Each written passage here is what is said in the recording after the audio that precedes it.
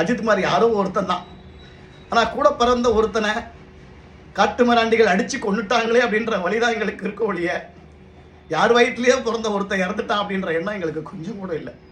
உயிர் விலை மதிக்க முடியாதுன்னு ரொம்ப நாளாக சொல்லிக்கிட்டு இருந்தாங்க. நானும் அதை நம்பிக்கிட்டு தான் இருந்தேன். ஆனால் உயிருக்கும் ஒரு விலை இருக்குது அப்படின்றது திருப்புவனம் கொலை மேட்ரு மூலமாக நான் தெரிஞ்சுக்கிட்டேன். என்ன ஒரு கொடூர கொலை!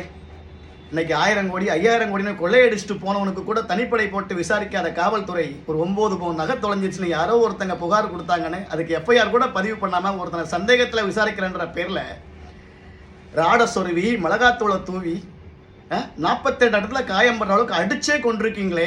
நீங்கள்லாம் மனிதர்களா? உங்களுக்குலாம் மனச்சாட்சி இருக்கா? நீங்கள் கையில் லத்தி வச்சுருக்கீங்க அப்படின்னு நாங்கள் பயப்படல. நீங்கள் போட்டிருக்க யூனிஃபார்முக்கு மரியாதை கொடுக்குறோம். அதை நீங்கள் சரியாக பயன்படுத்துங்க. ஒருத்தனை அடித்து கொண்டுட்டு எங்கேயோ ஊருக்கு ஒதுப்புறத்தில் 3 சென்ட் இடமும் அவங்க வீட்டில் அவங்க தம்பிக்கு ஒரு அரசு வேலையும் கொடுத்துட்டா எல்லாம் சரியாயிடுமா? இது நியாயமா? இன்னைக்கு விலங்குகளை அடித்து கொன்றால் கூட 15 வருடம் 20 வருடம் கடுங்காவல் தண்டனை கொடுக்குறாங்க. ஆனால் ஒரு மனிதனை அடித்து கொண்டவர்களுக்கு பதவி இடமாற்றம். இதுதான்.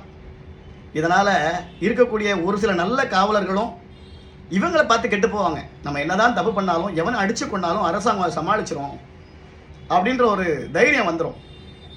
இன்னைக்கு ரோட்டில் குடும்பத்தோட போக முடியலைங்க. நைட்டில் 9:30 மணிக்கு கும்பல் கும்பலாக நின்றுக்கிட்டு பொண்டாட்டி பிள்ளையை கூட்டு போகிறவனை கூட மறித்து ஹெல்மெட்டை கழட்டிட்டு ஊதுன்றாங்க. ஒருத்தன் பொண்டாட்டியை கூட்டு போகிறவன் குடிச்சிட்டா போவான். சரி, சப்போஸ் அப்படியே லைட்டாக சாப்பிட்டு போனால் கூட நான் பாகிஸ்தானில் தான் சரக்கு வாங்கி சாப்பிட்டு போகிறேன், நம்ம தமிழ்நாடு அரசு விற்கிற சரக்கை சாப்பிட்டு போகிறோம், நின்னா பிடிச்சி ஃபைன் போடுவாங்களேன்னு கொஞ்சம் வேகமாக வண்டி ஓட்டுறவனை கையில் வச்சுருக்க லத்தி அப்படி எரிஞ்சு அந்த வீருக்குள்ளே சிக்கி அவன் கீழே விழுந்து ரத்த காயத்தோட வீட்டுக்கு போகிற அளவுக்கு ஒரு கடுமையான தாக்குதலை ஏற்படுத்துகிறாங்க. இந்த மாதிரிலாம் பண்ணுற அளவுக்கு அரசாங்கத்துக்கு கெட்ட பேர் தான் வரும். காவல்துறை மேலே நாங்கள் மரியாதை வச்சுருக்கோம், அரசாங்கத்து மேலே நாங்கள் மரியாதை வச்சுருக்கோம். ஆனால் இந்த மாதிரி உயிர் பலிகளை நாங்கள் ஒருபோதும் ஏற்றுக்க மாட்டோம். அஜித் மரணத்தை போல் இனி ஒரு மரணமும் ஏற்படக்கூடாது என்பது எங்களுடைய தாழ்மையான வேண்டுகோள். தப்பு பண்ணால் தண்டனை கொடுங்க, அதுக்கு உயிர் பலி தீர்வு கிடையாதுங்க. இன்னைக்கு அந்த வாழ வேண்டிய வயசில் குடும்பத்தை காப்பாற்ற வேண்டிய அந்த பையன் இன்னைக்கு செத்து போயிட்டானே. இதுக்கு நீங்கள் கொடுத்த அந்த வேலையும் அந்த இடமும் அவங்க உயிரை திருப்பி கொண்டு வருவாங்க? சொல்லுங்கள் பார்ப்போம். அரசாங்கம் இதுக்கு தக்க நடவடிக்கை எடுக்கணும்.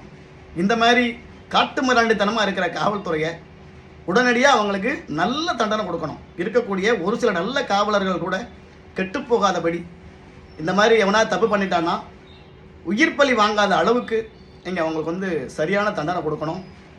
அதை நீங்கள் பண்ணுவீங்கன்னு நாங்கள் எதிர்பார்க்குறோம். தமிழகத்தில் இதுபோல் இனி ஒரு மரணம் நிகழாது பார்த்துக்கொள்ள வேண்டியது அரசாங்கத்தின் பொறுப்பு.